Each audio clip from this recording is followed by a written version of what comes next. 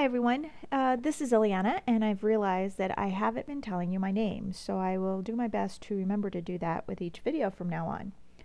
I am making a card using the border stamp from the Sending Happy Thoughts set from the July card kit from Simon Says Stamp. And I'm using this little ruler to push it up against the edge of M.I.S.T.I so that I know that it's a straight line. And I'm using the Hero Arts Navy Mid-Tone ink, and I am going to be stamping on my grid.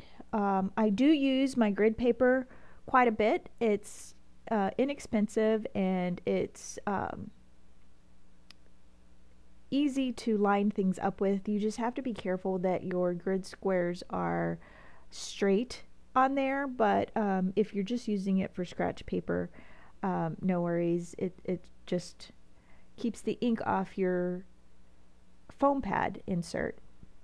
So I've flipped my card over and I'm stamping on the opposite side, and I'm going to create a border going all the way across around the card, alternating colors between the Hero Arts Red Royal Mid-Tone ink, and I need to change colors on this side because the two corners, well, all four corners have the navy ink, and then that way I can tell where to put the navy in between on the shorter corners, if that makes any, or shorter sides, if that makes any sense. And so I'm just tilting M.I.S.T.I up so that I could figure out placement for the red to alternate in between. And I'm only stamping the, I'm stamping everything but the bottom little mark, simply because it hangs off the edge of the paper. And I'm also looking at the number on the ruler on the left hand side to see where I need to place my paper. And you could very easily just make a tick line or draw a line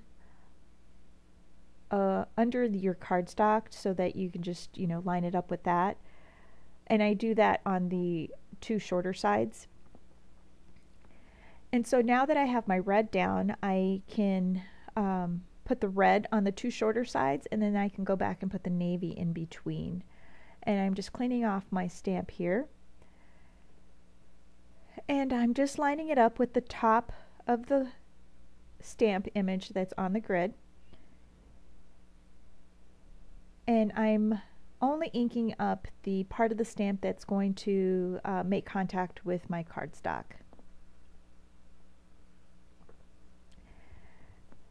And I do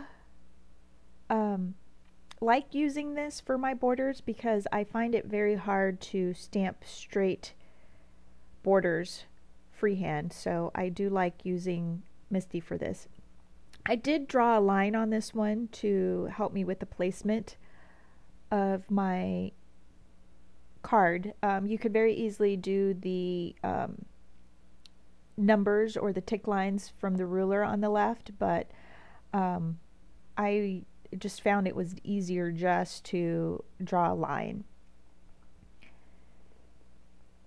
And now I'm going to be cleaning off my stamp because now I need to go back and do the navy. And my friend Jen Sheets, she watched my videos and she said I need to talk a little bit more. So if you notice that I'm jibber jabbering a little bit more, it's because Jen told me to. So hello, Jen. Now I'm lining up the navy again in between. And I do stamp a little bit closer this time. It's not as spread out as the longer sides, and so I just do the same thing on the other side. It's fine with me that I didn't center it correctly, but it still looks nice since both sides will match. Both shorter sides will match. And you could when you do other borders, you could very easily do the same thing with, if you want to use a smaller stamp to stamp a continuous border, it would be really easy to do it in M.I.S.T.I. And maybe in a later video I'll show you how to do that. And so you see that the little hash lines are a little bit closer together on the edge of the card, but I think it looks okay.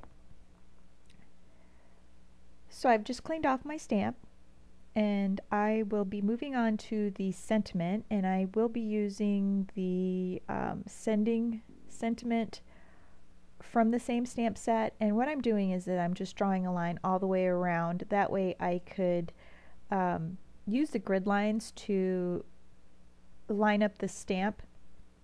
And I'm trying to put the stamp kind of using the rule of thirds.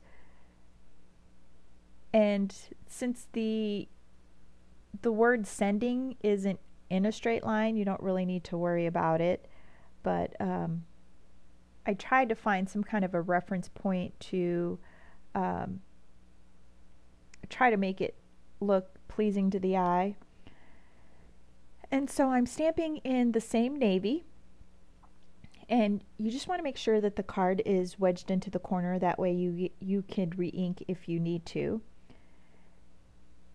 And once I get my image onto the cardstock, I go ahead and do the second generation stamping onto the grid paper, because I want to line up the rest of my card based on that. So like I said, you could use the grid paper to help with placement.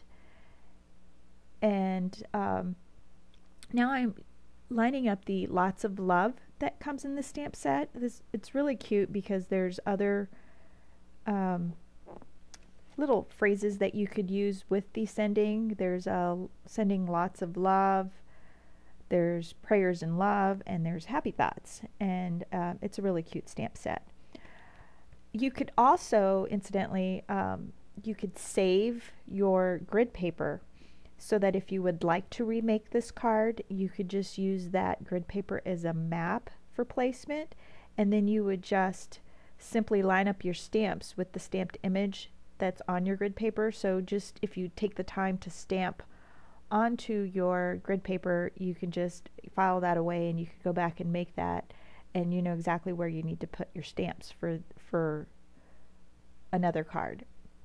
So I'm taking the hearts from this Sending Happy Thoughts stamp set, and there are only two, but there is a little heart in the tag saying from Simon Says stamp, and it's just a little bit smaller heart, but it's the same type of heart, and so it'll coordinate really well with this card. And so now I have 3 hearts of 3 different sizes, and I'm stamping all 3 and the sentiment at the same time. And I notice that the little heart is not as dark, but I want to make the hearts a little darker because I'm using a different kind of ink. And the reason why I changed over to the paper tray ink red poppy or pure poppy ink is because the lots of love sentiment, it's very fine and very, very tiny. And so with the Hero Arts, the ink kind of spreads a little bit, and so you don't get a crisp image, but with the paper tray ink stamp set you do. And so I double stamped it so that it would be a little bit darker. And I cleaned off my stamps and re-inked in Versamark so that I could add sparkle embossing powder to it. And since I didn't prep my cardstock, I have embossing powder over the word sending, which I don't want it on there, so I'm just using a paintbrush to wipe it away, and then I just kind of blow off whatever's left. And I'll be heat embossing that with my heat gun. And I did warm up my heat tool I just cut that part out for saving time, since I only get 15 minutes. And so even just that little short bit of heat embossing caused a little bit of warping with my card, and so I'll be using the magnets for the rest of the card since it's a little bit warped. And I'm using the Lawn Fawn You've Got Mail stamp set. It coordinates pretty good with this Simon Says stamp set, and I'm using the little postage stamp to kind of create a faux mail, piece of mail. And so I'm using the same navy ink that I used for the sentiment,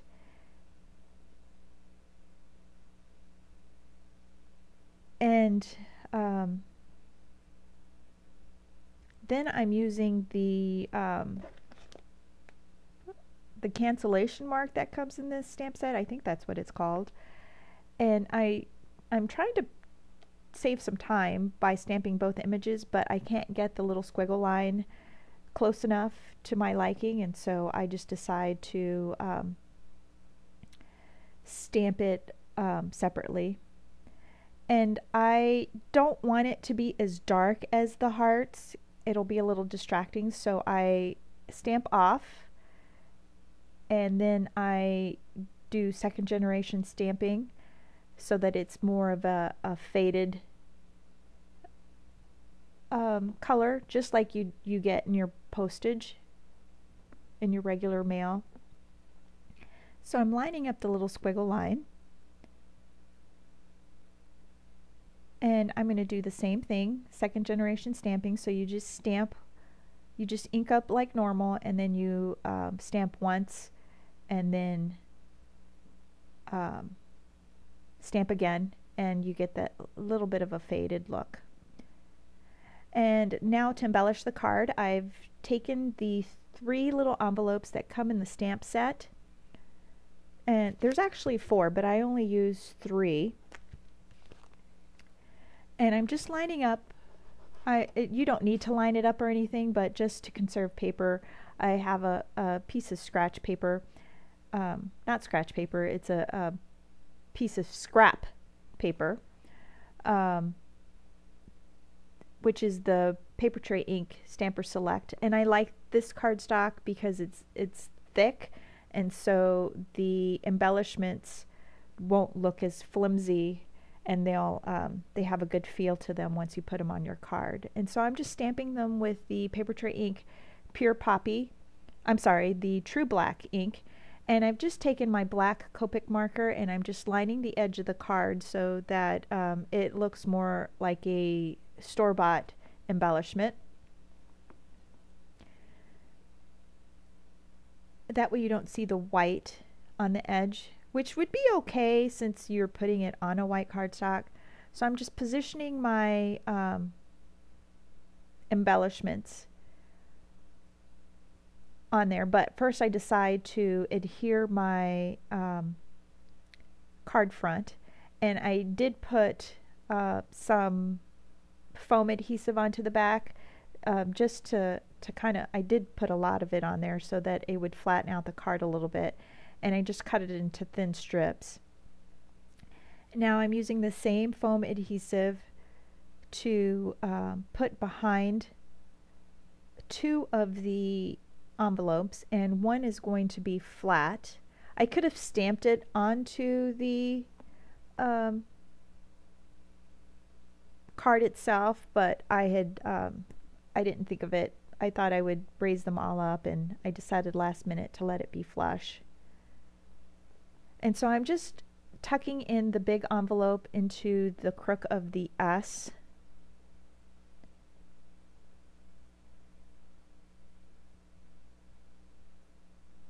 And I'm just kind of placing these on here.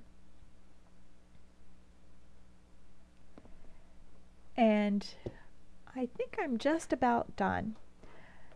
So thanks for watching, and please give a like to my video.